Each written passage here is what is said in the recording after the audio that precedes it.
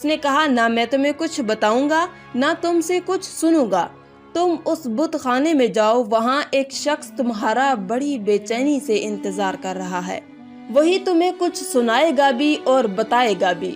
پھر وہ صاحب اندر چلے گئے اور ایک شخص سخت زنجیروں میں جکڑا ہوا تھا۔ اس نے پوچھا کہ تم کون ہو اور بسم اللہ الرحمن الرحیم۔ السلام علیکم ورحمۃ اللہ وبرکاتہ۔ میں ہوں تاج الدین، آپ دیکھ رہے ہیں اصغر فیکٹ۔ ہمارے چینل میں آپ سب کو سواگت ہے، خوش آمدید۔ تو چلیے اس ویڈیو کی طرف بات کرتے ہیں جس ویڈیو دیکھنے والے ہیں ہم لوگ۔ اس ویڈیو میں ہے دجال کون ہے، کہاں ہے، کب آئے گا اور کس حال میں ہے ابھی وہ۔ ہم اسی پہ اس ویڈیو بنا رہے ہیں، اسی ویڈیو پر چرچا کرنے والے ہیں۔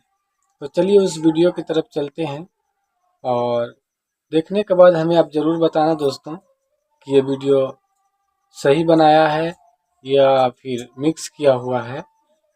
ہمیں اس کا آئیڈیا نہیں ہے، اس لیے ہم پبلک کے سامنے لانے سے پہلے یہ بتا رہے ہیں کہ ہمیں بھی ضرور بتانا کہ یہ ویڈیو کہاں تک صحیح ہے، اور اگر صحیح ہے تو اچھی بات ہے، الحمدللہ۔ چلیے اس ویڈیو کی طرف چلتے ہیں۔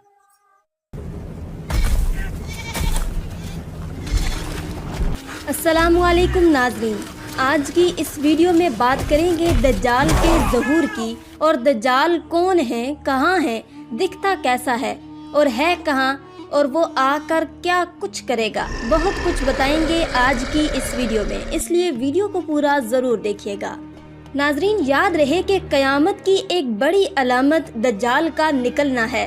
احادیث مبارک میں دجال کا ذکر بڑی وضاحت سے آیا ہے، اور کمال کی بات یہ ہے کہ ہر نبی صلی اللہ علیہ وسلم نے دجال کے فتنے سے اپنی امت کو ڈرایا ہے۔ سرکار دو عالم صلی اللہ علیہ وآلہ وسلم نے اس کی نشانیاں، اس کا حال یا اس کے آنے سے پہلے اور بعد کے جو حالات ہوں گے اس کو بھی بیان فرمایا۔ ناظرین، بڑی ہی دلچسپ آج کی ویڈیو ہے اور بہت عبرتناک بھی ہے۔ قرآن مجید میں اللہ تعالیٰ ارشاد فرماتے ہیں، یعنی اور ان میں سے کوئی وہ ہے جو صدقات تقسیم کرنے میں تم پر اعتراض کرتا ہے، تو اگر انہیں ان صدقات میں سے کچھ دے دیا جائے تو راضی ہو جاتے ہیں، اور اگر انہیں ان میں سے کچھ نہ دیا جائے تو اس وقت ناراض ہو جاتے ہیں۔ ناظرین، یہ کس واقعے کی بات ہو رہی ہے؟ علماء کرام فرماتے ہیں کہ یہ آیت ذوالخویسرہ تمیمی کے بارے میں نازل ہوئی۔ اس شخص کا نام خرقوس بن زبیر ہے، اور یہ شخص خارجیوں کا بانی ہے۔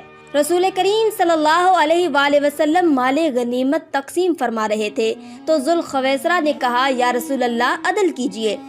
تو حضور پاک صلی اللہ علیہ وآلہ وسلم نے فرمایا کہ تجھے خرابی ہو کہ میں عدل نہ کروں گا تو عدل کون کرے گا؟ حضرت عمر رضی اللہ تعالیٰ عنہ نے عرض کی کہ مجھے اجازت دیجئے کہ میں اس منافق کی گردن اڑا دوں۔ تو پیارے آقا نے فرمایا کہ اس کو چھوڑ دو، اس کے اور بھی ہمراہی ہیں کہ تم ان کی نمازوں کے سامنے اپنی نمازوں کو اور ان کے روزوں کے سامنے اپنے روزوں کو حقیر دیکھو گے۔ وہ قرآن پڑھیں گے اور ان کے گلے سے نہ اترے گا، وہ دین سے ایسے نکل جائیں گے جیسے تیر شکار سے نکل جاتا ہے۔ ناظرین، اس گستاخ کی، اس بدبخت کی گستاخی دراصل اس بدترین فتنے کا پیش خیمہ ثابت ہوئی جس نے بعد میں امت مسلمہ میں زبردست انتشار پیدا کر دیا۔ حضرت عثمان غنی رضی اللہ تعالیٰ عنہ اور مولا علی کے دور خلافت میں اسلامی ریاست کو چیلنج کرنے والے یا اتھارٹی آف اسلامک ریاست کو چیلنج کرنے والے باغی در حقیقت اس کے ساتھی تھے۔ جنگ صفین کے موقع پر جب حضرت علی رضی اللہ تعالیٰ عنہ نے ہر خرابی سے بچنے کے لیے تحکیم یعنی فالسی کے راستے کو اپنایا کہ چلو بیچ میں کوئی فیصلہ کر لیا جائے، تو پہلے تو خوارج نے اس کی حمایت کی، مگر جب یہ فیصلہ کر لیا گیا تو یہ خوارج اس کو رد کرتے ہوئے مولا علی کے لشکر سے بھی نکل گئے۔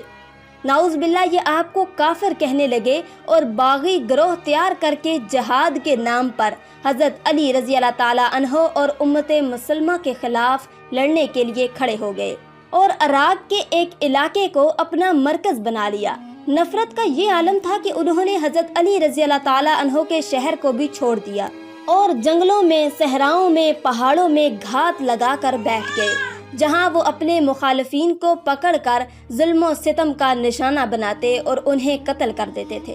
ان کی سرکشی بڑھی تو مولا علی نے صحابہ کرام کا لشکر لیا اور ان خوارج کے خلاف جنگ جیت لی اور انہیں شکست دے دی۔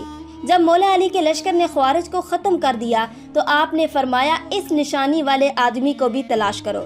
اس کی نشانی بتائی، لوگ گھومنے لگے لیکن وہ نہ ملا، تو آپ نے پھر فرمایا کہ انہیں جا کر پھر تلاش کرو۔ خدا کی قسم نہ میں نے جھوٹ بولا ہے اور نہ ہی مجھے جھوٹ بتایا گیا ہے۔ یہ بات انہوں نے 2 یا 3 مرتبہ کہی۔ پھر لوگوں نے ایک کھنڈر سے اس نشانی والے بندے کی لاش کو ڈھونڈ لیا، مولا علی کے سامنے رکھی۔ عجب نشانی تھی کہ وہ جس کا ایک ہاتھ عورت کی پستان جیسا تھا۔ بہرحال امیر المومنین رضی اللہ تعالیٰ عنہ نے تکبیر کہی اور حمد الہی بجا لائے۔ کسی شخص نے کہا، آپ کے ساتھی نے کہا کہ ہم تھے جس نے اس خوارج کی نجاست سے زمین کو پاک کیا۔ وہاں امیر المومنین نے جملہ فرمایا، اور یہ جو پورا واقعہ سنانے کا مقصد ہے، آپ سوچ رہے ہوں گے کہ بات دجال کی ہو رہی ہے اور یہ خوارج کے ذکر کیوں شروع ہو گیا۔ امیر المومنین رضی اللہ تعالیٰ عنہ نے فرمایا کہ کیا تم سمجھتے ہو کہ یہ ختم ہو گئے؟ ہرگز نہیں، ان میں سے کچھ ماں کے پیٹ میں ہیں، کچھ باپ کی پیٹھ میں ہیں۔ جب ان میں سے ایک گروہ ہلاک ہوگا، دوسرا سر اٹھائے گا، یہاں تک کہ ان کا آخری گروہ دجال کے ساتھ نکلے گا۔ ناظرین، دجال ابھی آیا نہیں ہے اور کسی کو پتہ نہیں ہے کہ وہ اس وقت کہاں ہے، لیکن روئے زمین پر ایک صحابی ایسے گزرے ہیں جنہوں نے دجال کو دیکھا بھی ہے، اس سے ملاقات بھی کی ہے اور اس سے بات بھی کی ہے۔ جی ہاں، اس ملاقات میں کیا کچھ ہوا، کیا دیکھا انہوں نے، کیا سنا، آئیے پوری بات آپ کو بتاتے ہیں۔ حدیث مبارکہ میں ہے کہ پیارے آقا صلی اللہ علیہ وآلہ وسلم نے یہ پورا واقعہ بتایا۔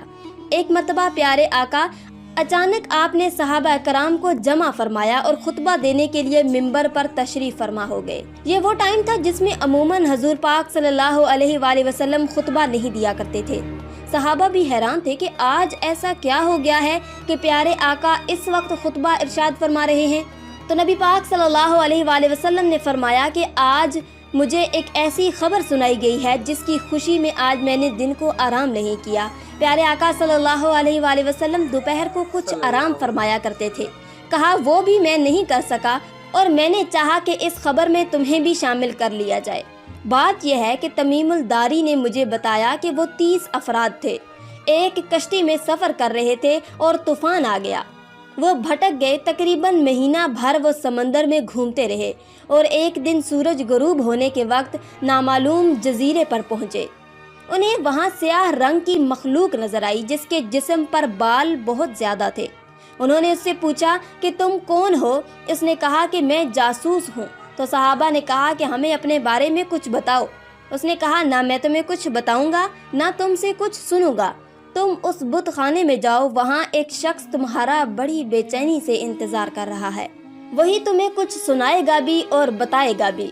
پھر وہ صاحب اندر چلے گئے اور ایک شخص سخت زنجیروں میں جکڑا ہوا تھا۔ اس نے پوچھا کہ تم کون ہو اور کہاں سے آئے ہو؟ تو صحابہ کرام نے جواب دیا کہ شام سے ہیں۔ اس نے کہا کہ عرب کا کیا حال ہے؟ اور ایک شخص وہاں پیدا ہو رہا تھا، اس کا کیا حال ہے؟ یعنی نبی پاک صلی اللہ علیہ وآلہ وسلم کے بارے میں پوچھا۔ صحابہ نے کہا کہ وہ اچھے حال میں ہیں۔ ابتدا میں ان کی مخالفت ہوئی لیکن اب تو پورے عرب پر غالب ہو گئے ہیں اور سارا عرب ایک دین ایک خدا کو ماننے والا ہو گیا ہے۔ اس نے کہا اچھا زاغر کے چشمے کا کیا حال ہے؟ تو انہوں نے جواب دیا کہ وہ بھی اچھی حالت میں ہے، لوگ اس سے پانی پیتے ہیں، اس سے کھیتی باڑی بھی کرتے ہیں۔ پھر اس نے پوچھا کہ امان اور بسان کی کھجوروں کا کیا حال ہے؟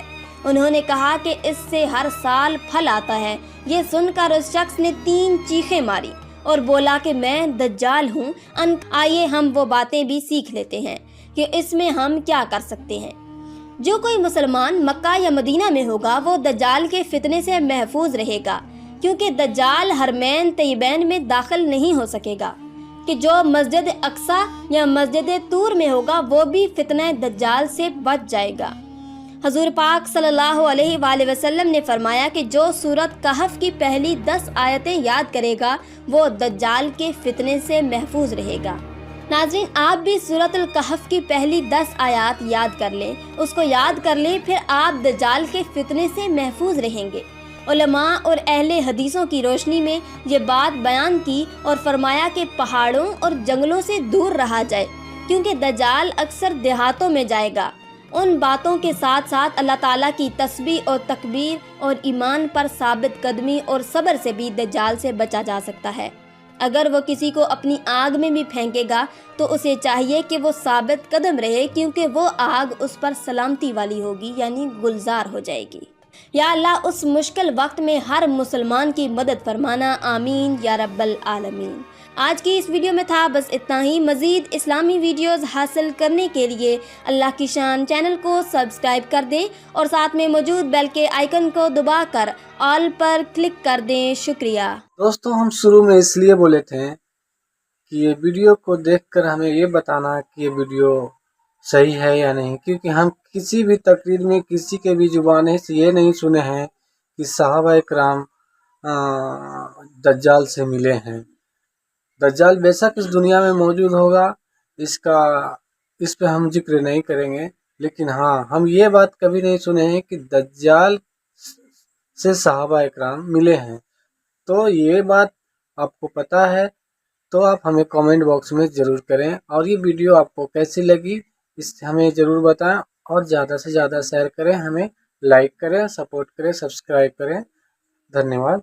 तो फिर मिलते हैं प्यारी सी वीडियो को नेक्स्ट वीडियो में। तब तक के लिए खुदा हाफिज़। अस्सलामु अलैकुम वरहमतुल्लाहि वबरकातुहू।